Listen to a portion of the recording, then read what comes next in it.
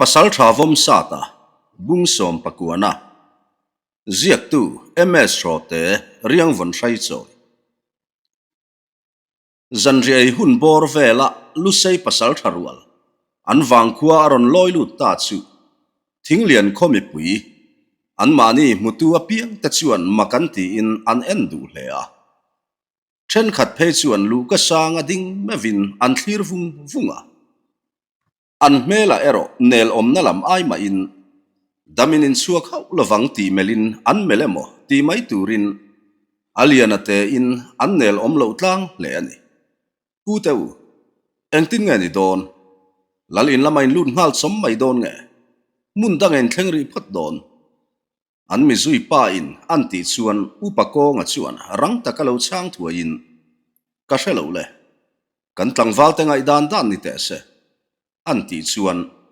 valu pa leng khara chuan nia engpo ni selal ina hanlu ngal to mai chu thil fel berpo ani chi alo theya in lal pa hi eng ang mi ze pu nge tila kan hrelowa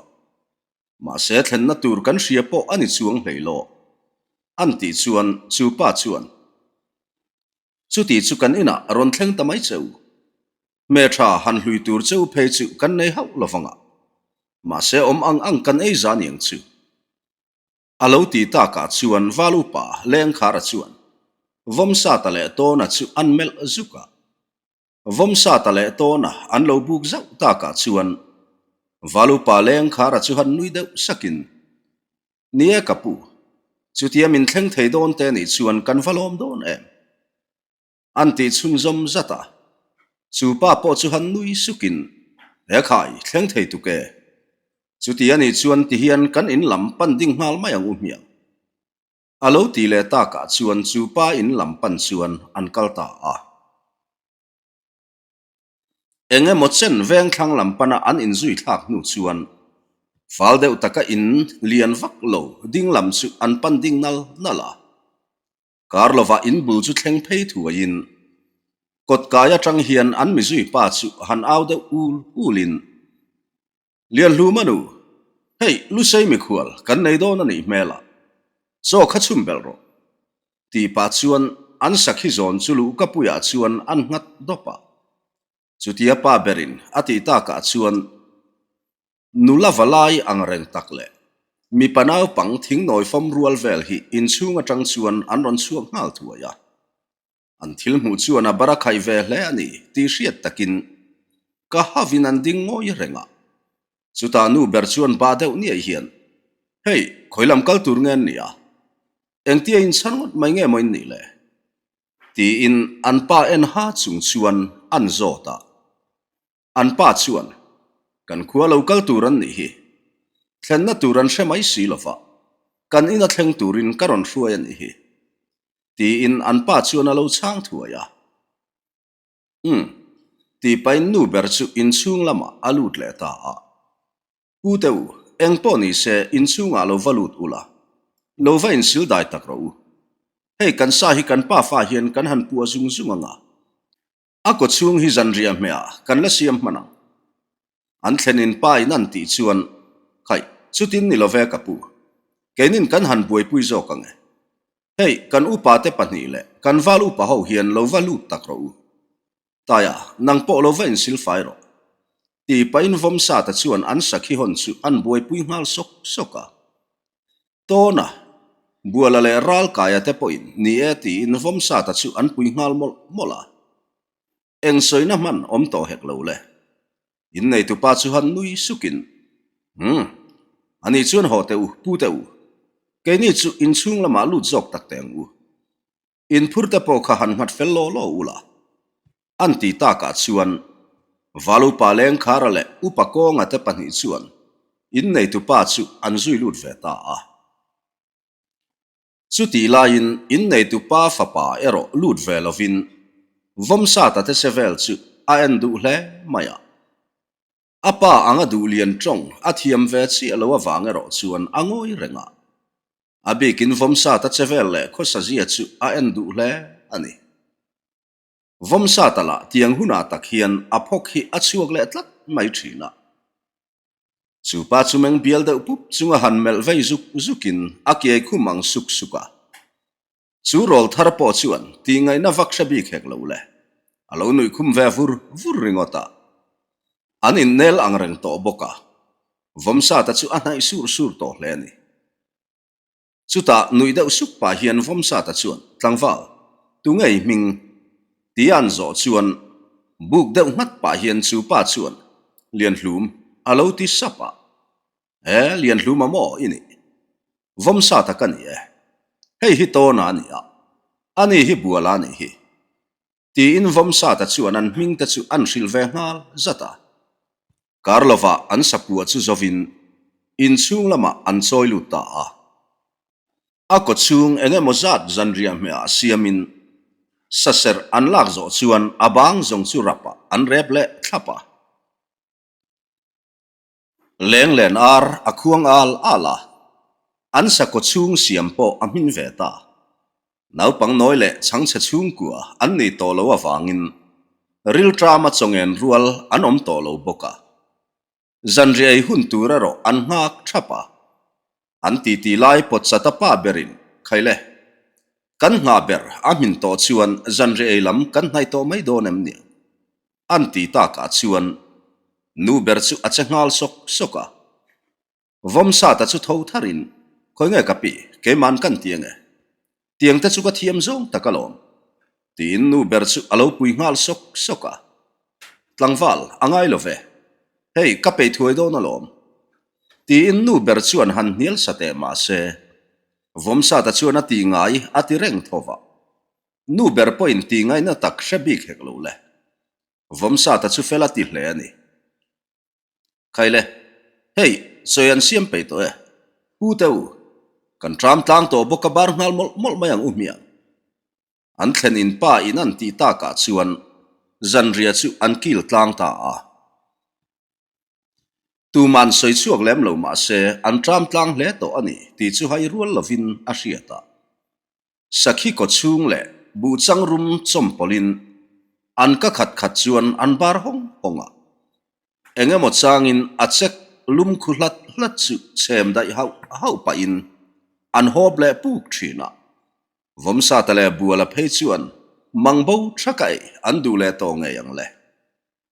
pu teu kan thu danga lai chuan hei chen hi kan kho sa ho to ming tangial po kan lo la in hril hau lo mai ke hi ka ming chu lian hlei thang ania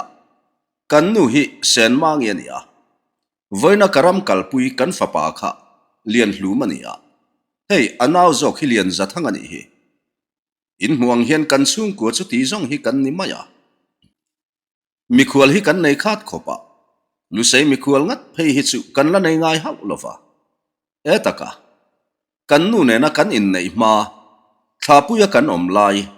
katlang wal lai hian trum khat chu lu sei pasal tha pathum hi kan thleng nol maya khoi khuange an ne ro ka tha chuak zo to lova tu tengen ni kho ti pain pulian hlei thang chu a chobar lai thu thakin an ngoi de wanga ka shele si vom tuka ral ne kale sai ka pate an ni in ka shetake ma se rei to khop maya an la dam ve angemo khang lai kha chuan an ni po an la thalai zek zok le maya vom tukan ti phei kha chu pain khai thli zek zok tak mai khania mel po kha thasin o thlapui kho nula te po khan an holo thin te sin han soita ka chuan an mel kha kamit thla ala cham reng mai ka ti an ti chuan vomsa ta le ral ka ya chobar lai chu top ngal chatin ulian hlei thang chu an mel dun he po alo ni tak chu le kapu vomsa ta chuan an ti thop deuh sata chuta upakong a chu han khu deuh kharin alo ni tak chu le nie ke ni po hi kan beng hong lo lutuk maya ke hi ko nga kania ani hi ko ya nia hei hi leng khara ania hei hi vomsa ta ania chuan hei hi buala nia khalaya mi khato na nia kabula thu hi ral ka ya ni tin hei vomsa ta le ral ka ya hi nichinai soi lu sei pasal tha vom tu kale ral ne ka fa te an ni hi an ti chuan hulian hlei thang chu han ding deuh hluain heu le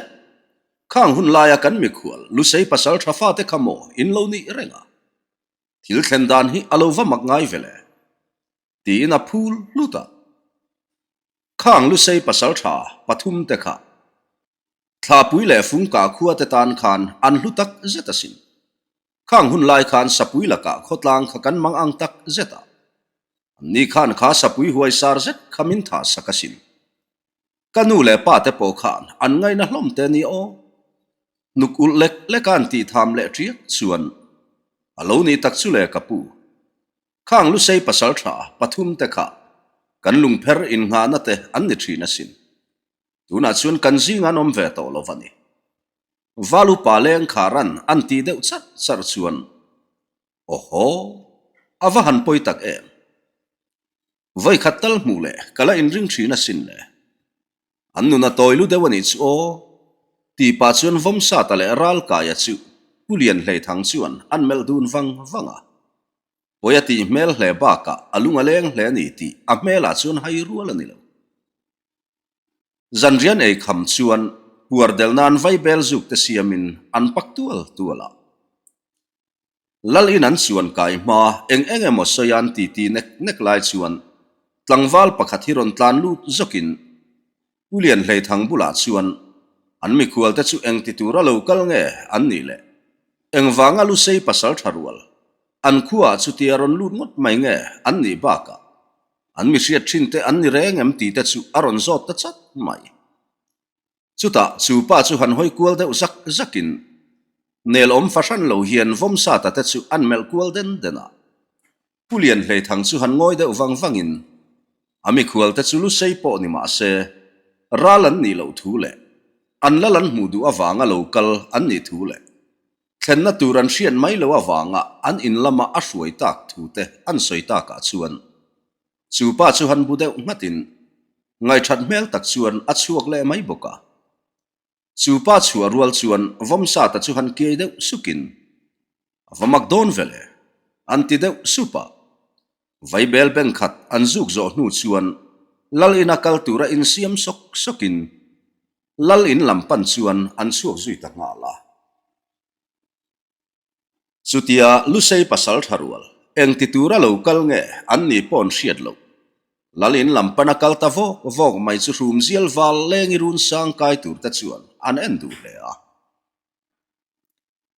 rulin kamerap se chu ila atiang dewa ona zong ti hriat reng then khat chuan an ron pel deuh thuaka min han tok fu na te u in ring ka thuai bung chiang khopang vom sa ta chuan an ti deuh bula engemaw chang phei chuan an mani nai fe aron kal te chu meng bial pup chung hian alo mel le ku thina khai kanau zia thup du neya kal kan ni hi valu paleng khara chuan atikom tuan reng ani kha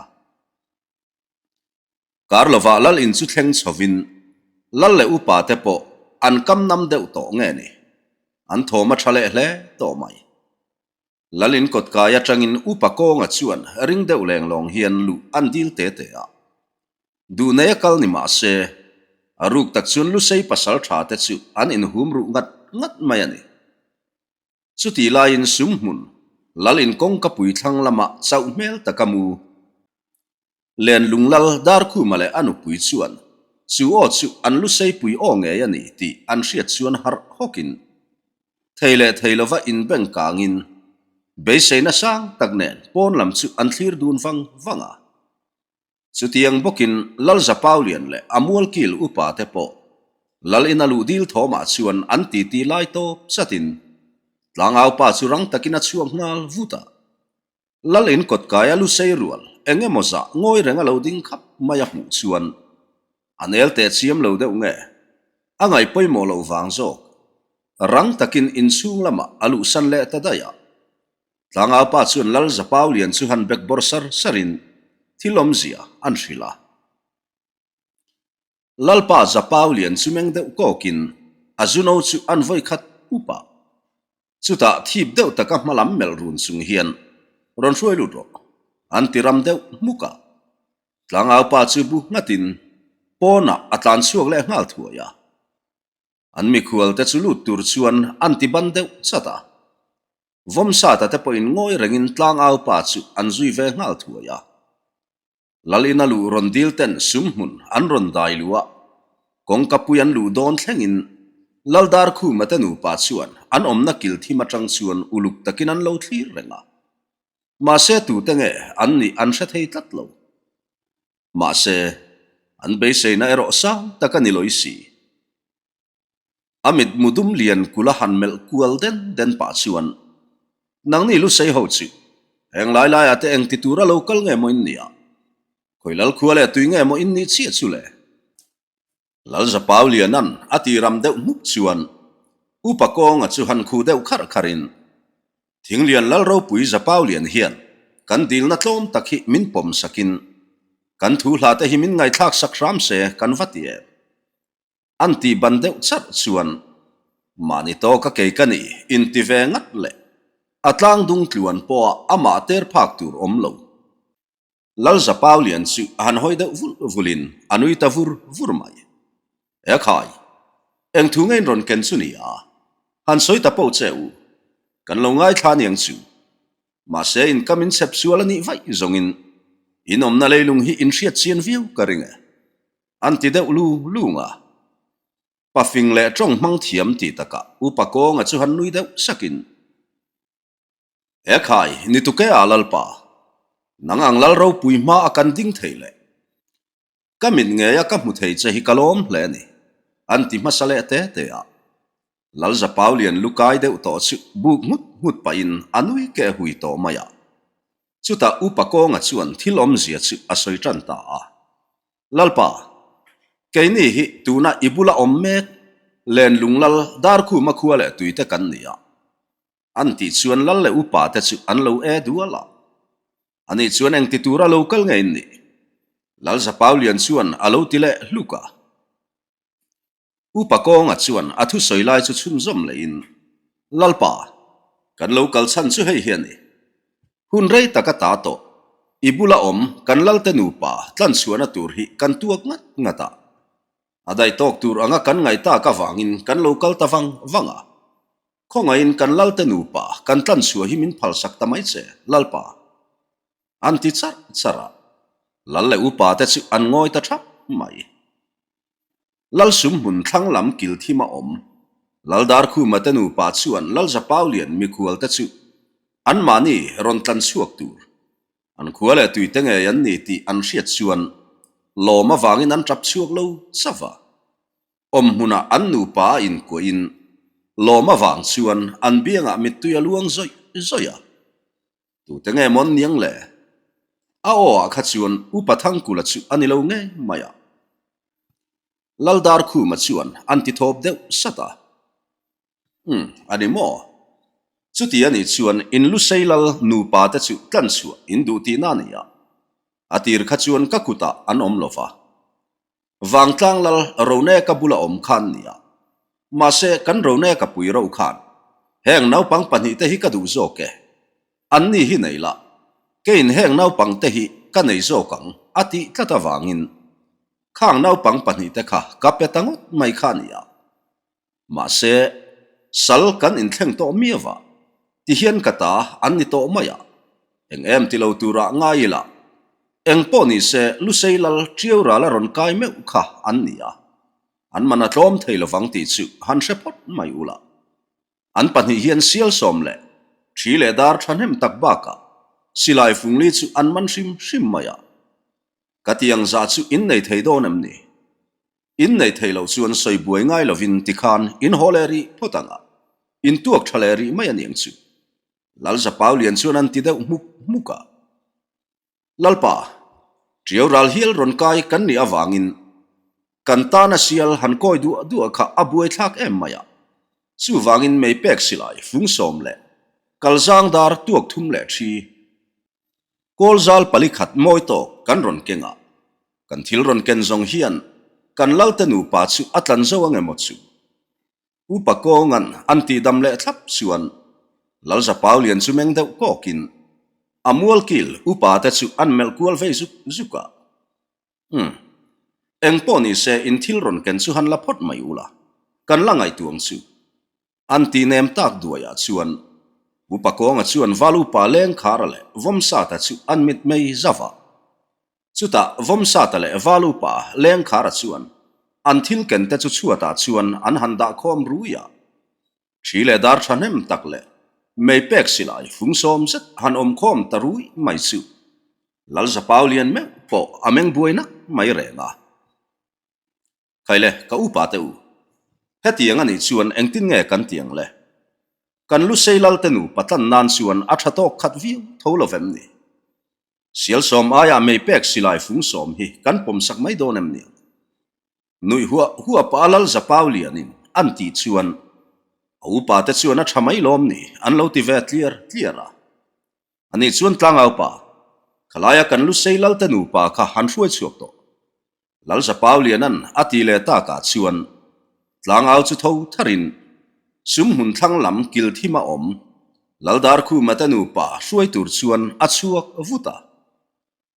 karlova laldar khu matanu pa chu kolbun chung hian tlang au pa chuan aron kai luta lalfel le zaidam a khomi puite mangai na le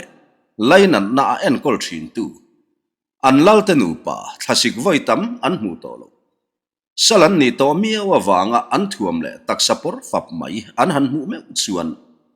len lung pasal tha te chuan in sum haran vati em vomsa ta page valu pa leng kharan khap man lau lo se zo set a tho du nge yang lalpa in lo dam tha mo he nang mani hruai tur chewin kan lo kal wang ani hi upakuayan nukul treu chungan ti chuan lalpa dar khu ma chu han ngoi de wangin trong mai har satani achil han lem de kholin a khomi le sa te chu amalte te inan melkual dena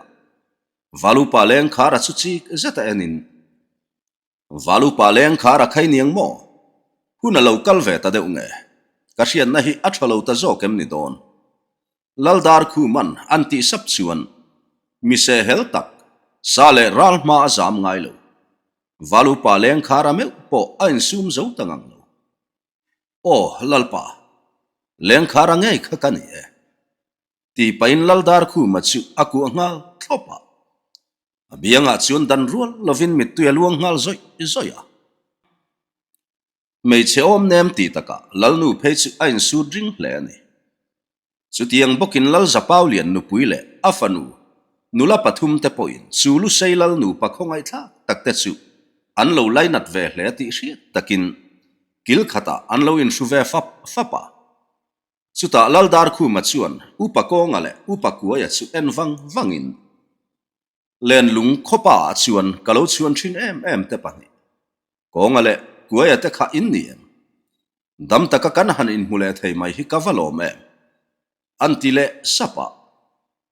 upakong ale upakuaya chuan lalpa dar khu ma chu han chel vatin o lalpa kan ni e an lo ti ve thuaya laldar khu ma chu muang chang a han hoi chuak le in vomsa ta te lam chu an hoi le a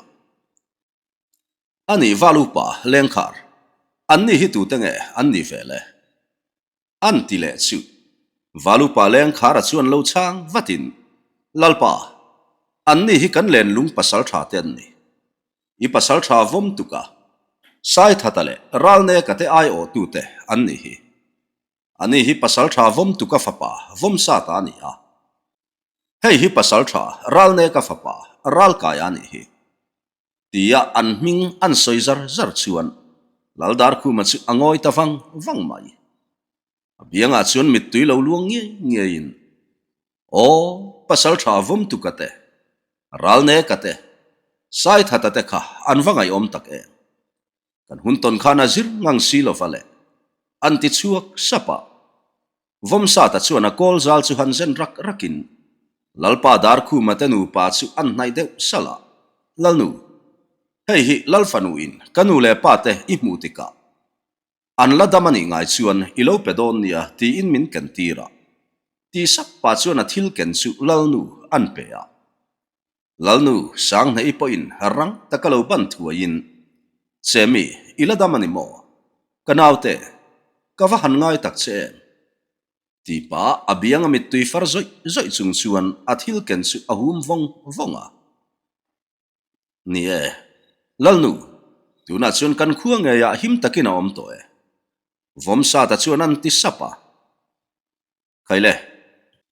eng po ni se ti kha chuan laldar ku zalenin ni to e tun hnuwa chuan phim khur hle tong che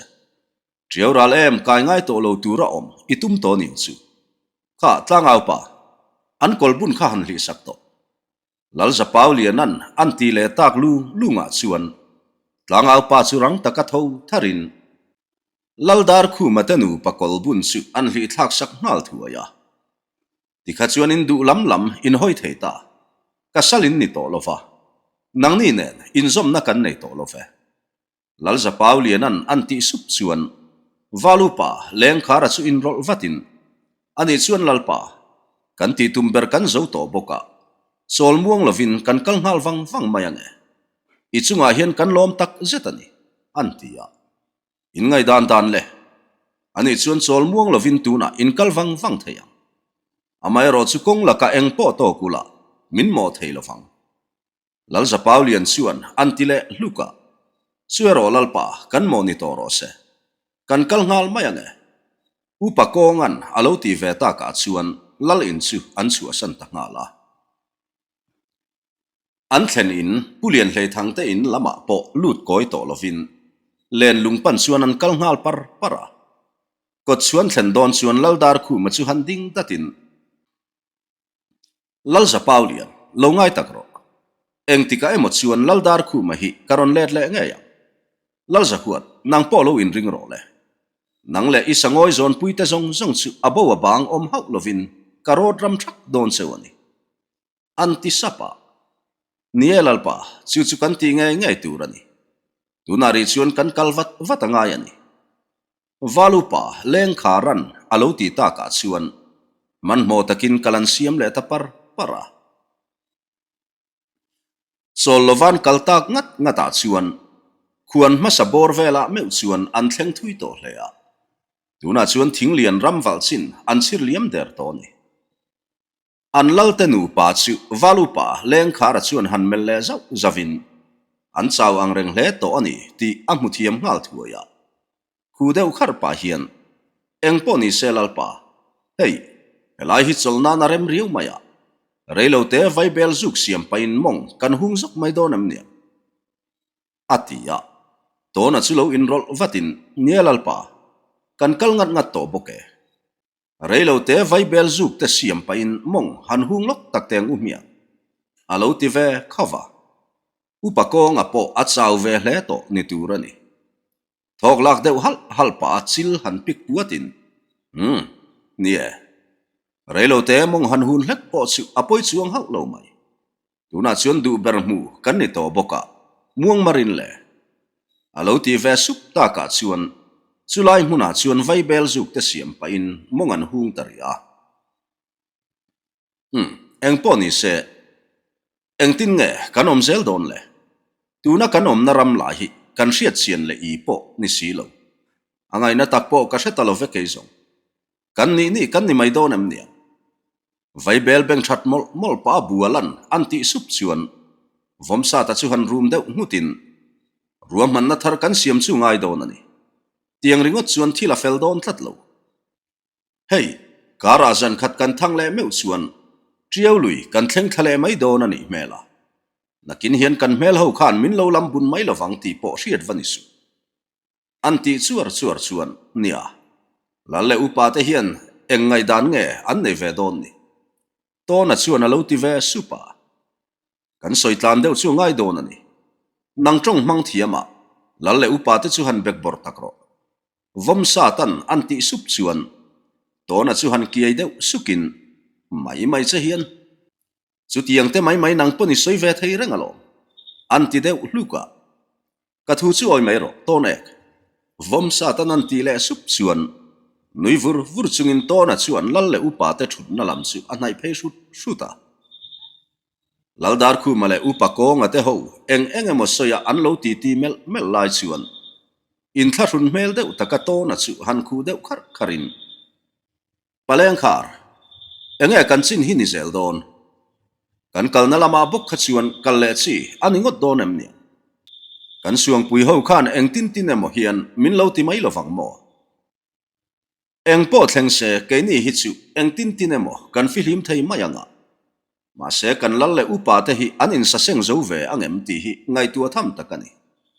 kong le lama chuan kan kal na lam kha anuk nai na lai ber ani boxia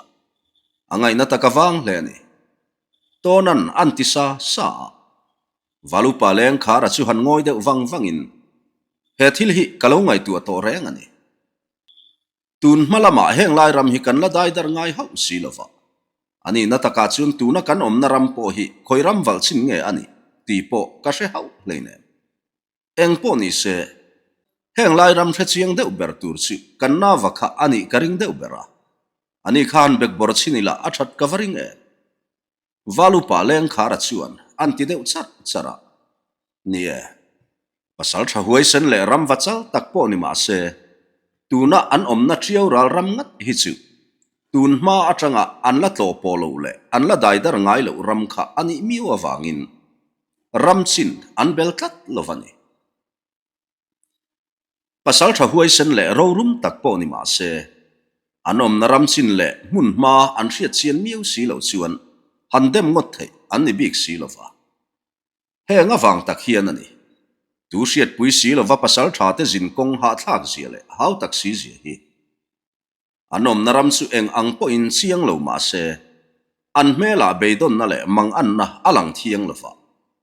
tlom mai tur din muna an din chang po in an mela be sei na le tumru na an tilang ram thin zo kani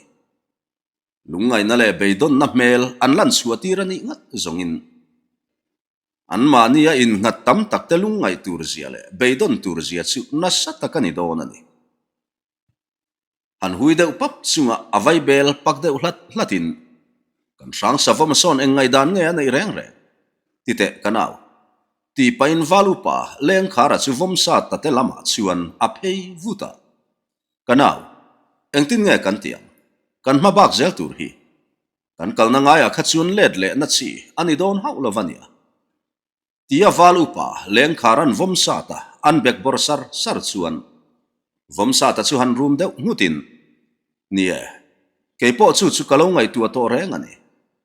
ramchin la kan riat vom su ma se hei kan ral kaya pui hian heng lai ramchin hi karin ai dai na lo hrenek maya ani na soi manga chuan tu na kan om na lai vel hi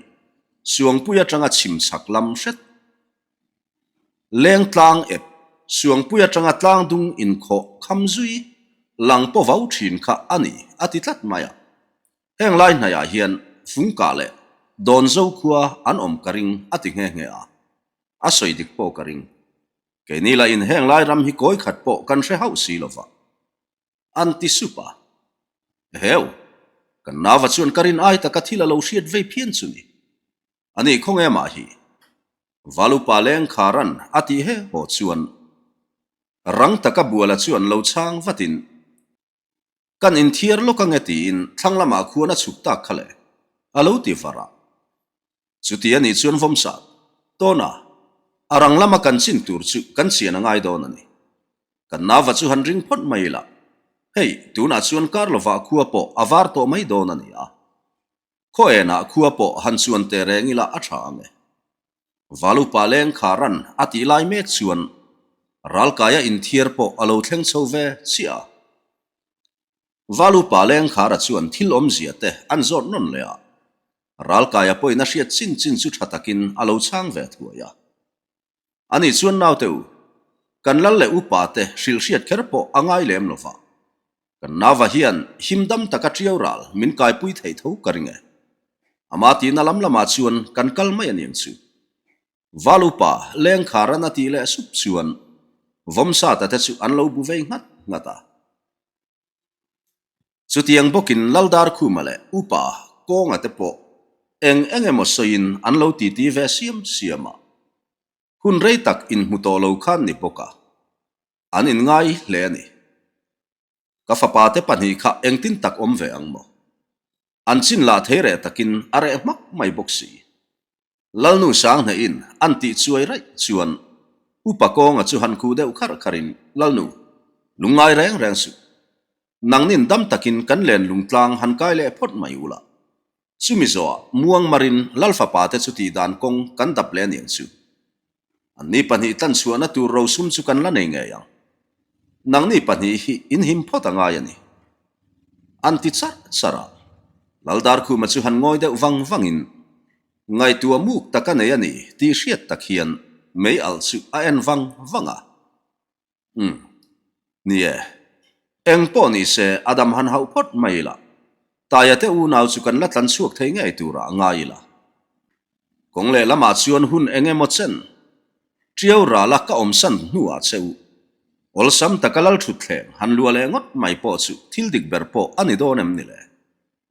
upathang kula po az om zo za ya kati mualkil upa te po in lo in siam thar diai to run kan to nuwa katel lovin thil engkim in lo sual chap vekania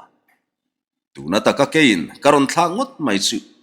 khotlang mi puite mai za po analu la yang kati anti char sara upakuaya churang taka in rol ngal vatin e khai lalpa chutiang lam thu chu engti han soingot mai nge moi ni le hindu wang renga hetia om hin ni big ne thileng kim hi itan vekatia sin kan ni len lung kholei lung ira le tika chuan ro pui takin kan len lung chuan para chuang le don ani ilo ho hun tur hilal thang kula poin anga lel berania sin antidam thlapa laldar khu machulo mawangin alung chehle ti hriat taka lelam hoipa mitui han ruk zau pa chuan upathang kula chu awahan ro pui tak em hetiang takamani lalte ta na arin om mai hi kachunga thatna zo zai hi engti kama karul seng to lowang anti tham de utriaka e khai lalpa lungai reng reng su so em ta che songi pasal tha huai sen tak tak te po son dam takai lo hole hun tur hi an lo ngak lel ngoi ngoya itan chuan engkim an huam asin upakongan anti le sap chuan laldar khu matenu pa chuan vomsa ta te om nalam chu hoi phein kan chung ko tan hian in lo va hlu tak em laldar khu ma chuan an ti chuak sapa nie lalpa I pasal tha te so an mel ena zuam ngot chi an ni hau lovania pasal tha vom tu ka fa pangat pheisa chu kan che vela chuan a ming shelo mang anom to hleinen karlo vasak ming hian triaural po akai nge vom sa ta ti ai ma in rang sa voma ti in an rezok ma ati to chu tum tlang shok mi ani baka enge motak hian abuluk riau maya atong tam lo hlebo in suala thiamin a cherang hlea chu tiang te ni awang chuan ani deuber rang sa voma anti chan po hi upakongan nui deuh suk pa anti sa chuan e khai sial rang in sial rang a hringa sakol in sakol a hring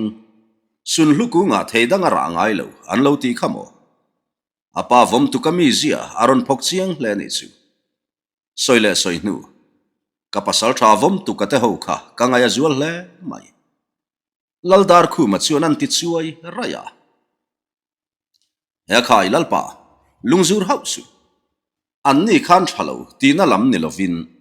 kong eng kima an fa te hian an khum hle ni in ka ria an huai senin an om khau hle mai boka an pa te ho ang deuh khan an in kom ngein an in ngai te nia eng ti kai mo chuan an chetla vel ilap nge ya an ti to lo china chuan sapui hliam kol ang deuh hian nia an de khir hle ni upakua ya chuan nui var pa hian alo ti ve chara khaile kan chol rei khat to boke kalzai kan rel to mai donem nia valu pa leng khara na ti ta kluta chuan vomsa ta chu handing hluain zik de uan pa hian niamole anti vei luta chu ta ral kaya chu tho tharin tuna kan chol na pia mual hi kan kayanga amual dung zui zong in kan zo thlapar paranga kan omna tanga chimloi lam herzelin kan kaldon nia antia vomsa ta te chun lo bu ngata khaile lalpa kalkan siam to mai donem nia hey karlova khua po var to mai dona zoi oin kalle bekila mun rem changa tuk chuan rel pa in kan sol muang le zo kan eng chu valu pa leng khara na ti le ta ka chuan ral kaya le vom sa ta chuan ma ruain kalan siam ta nga la chuti lai mekin suang puilal ok liana pasal tha leng lu ta le thang bonga te chuan an koi te enge mo za nen chuan an mi te kai na pia seifa te lu ram chin triau lui lan thei na si ngopui chunga chuan ria bu khuar mevin an mi te lo let le hun chu an ngak thapa chiana kan mel ho mai chu karin ai ta kan lo let har tak phian chu ni voin hi ani thum na ani le der to nia local tak ro se an du chun mu khopang pasal tha leng lu ta chuan an ti char chara he khai chiana do thei takin han ngak ram pramila an lo thleng ve mai tu ra nga yang sumitika chuan du tokin ila in lek phekan eng chu len lungkhua a om ve ni ti po kan hriat lo ten kan u naw te chunga kut an han lek ngam ngot mai hi chu pom thiam har lam deuh chu ni zanin han ngak le photila an lo la lang lo fawani le naktuk lama chuan an ron lan mai karing to e thang bonga chuan nui vur chung hian alo ti ve chuara chuti lain kaizol lal zahua ta pasal tha sang vu kale roleng ate chuak ta po lo chamin an kholama an kir le to lal zahua ta po han in ro sale thin ma se eng thu ma hriat bel tur anei tlat lo pasal tha sang vu chu nang ni lam chuan eng thu thar te vak ma han hriat bel in nei lo ti naim ni azuno tlak pu palal zahua tan ati ram deuh muk chuan vai bel pak tual pa hian sang vu ka chuan nia lalpa thu thar han hriat bel tur om ang kan nei tlat lovani kan sak engemaw fe a khian thang lu alal thang khu ma khuwa ngieu tlang a oma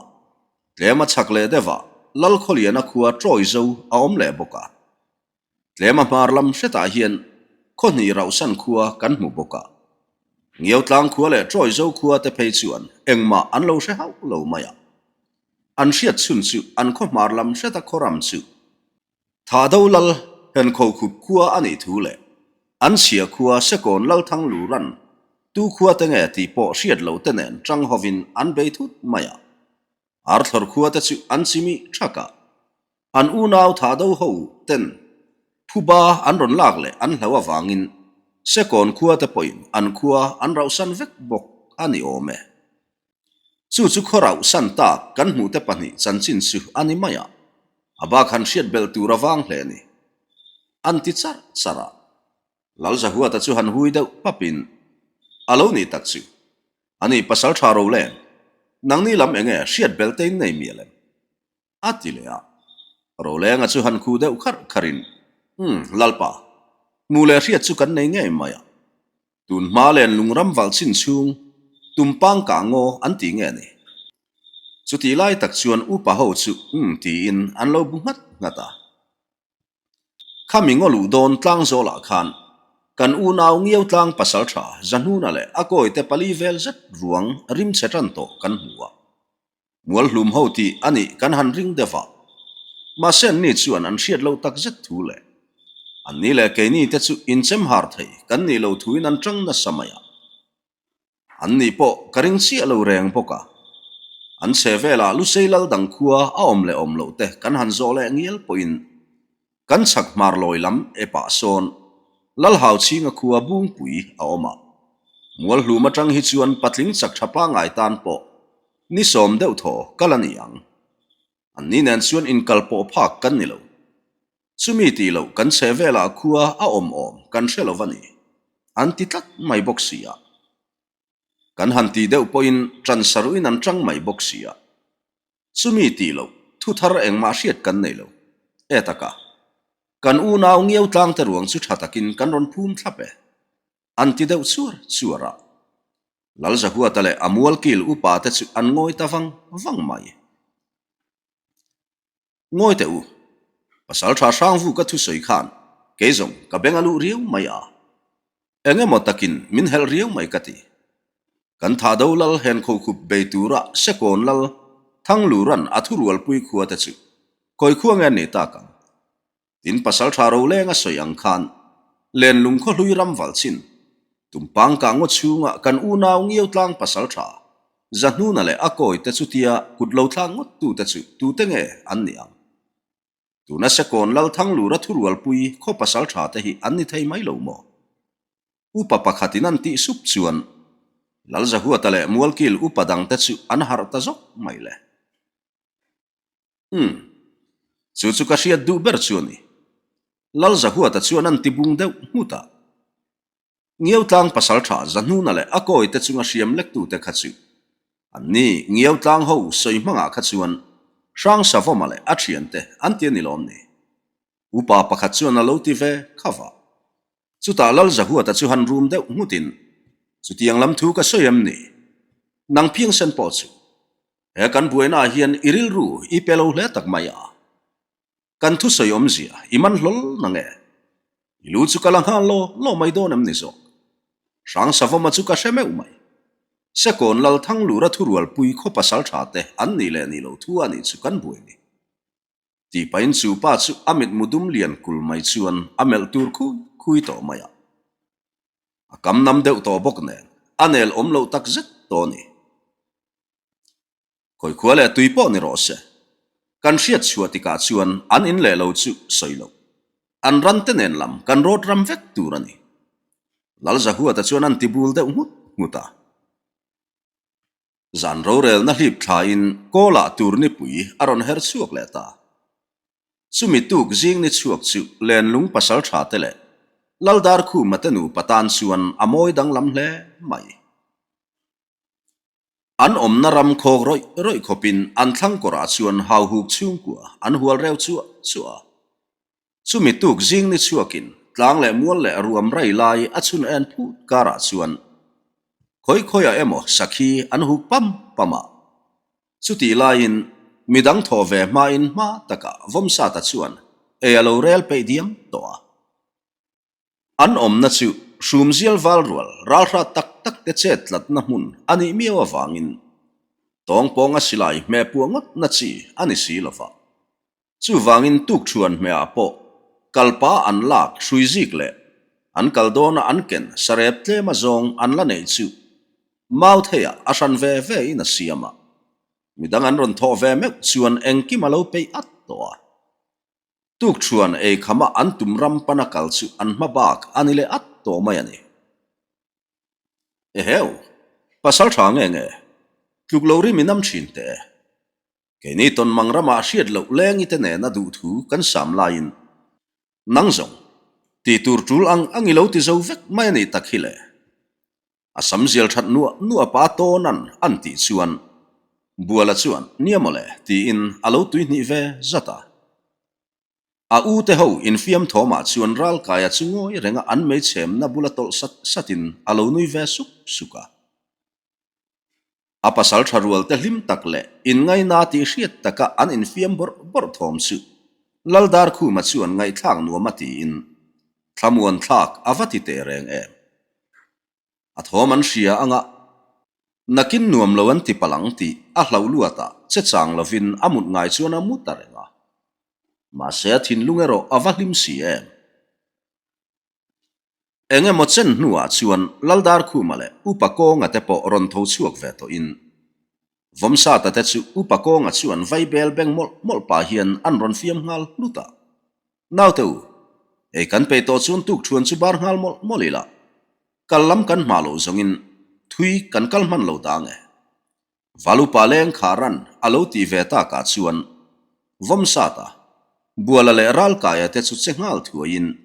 e an siam soka tuk chuan bar zui ta tuk chuan e kham chuan puar del nan vaibel zuk han siam le te in vaibel beng khat an zuk zo nu in an tum ram pan tur chuan kalan siam le ngala enge mochen chol lovan kal nu chuan ni po avan lai zol dor to thlen po an thleng hla to hle ani ati ran kal na konga kal to lovin mun danga kal khan ni boka ma ai chuan an kal kongero akwal deuh don ani mel an kal lamin ni khat le zan khat vel kara an thang nu in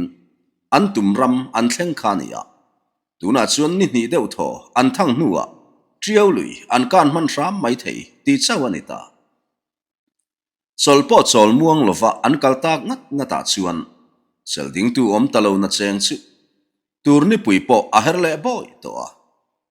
anom naram chung a cha that e ma wangin khochin an the theilo mai po ani na taka chuan lo sul ho hun ani thuak to nge yang le chuti lai mekin donzo pasal tha thang irale a koi te paruk vel chu triau kam dep lama thing lian khuwa te ne na an in ri na en fia pa salian be sein an suak ve meka tuk chuan ei lova kalan ni awangin an tramin an chau tlang to hle a an be sei ang salian an lam hu mai lo awangin an ho tu pa berin kan hlotlin ma lo zong kan ho lovang ati mau mai sia holam chu an ril ruwa ala om lo mai ni lovin tu man soipo an soi ringam hau lo an om na kor kama chuan eirel pa in vai bel an pakhulat lata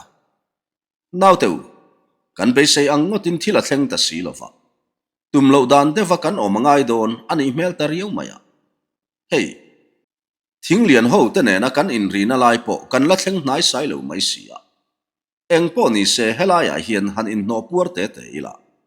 kan tlai chiat lu tuk main kan pia mual so kan kai pheyanga so mitlang dung so chim loi lam seta kan wang tan phengar ngaranga thing lian ho te ne na kan in kar nai triau lui lam ep dewa khuan si puya oma chu chu kan be sei don nia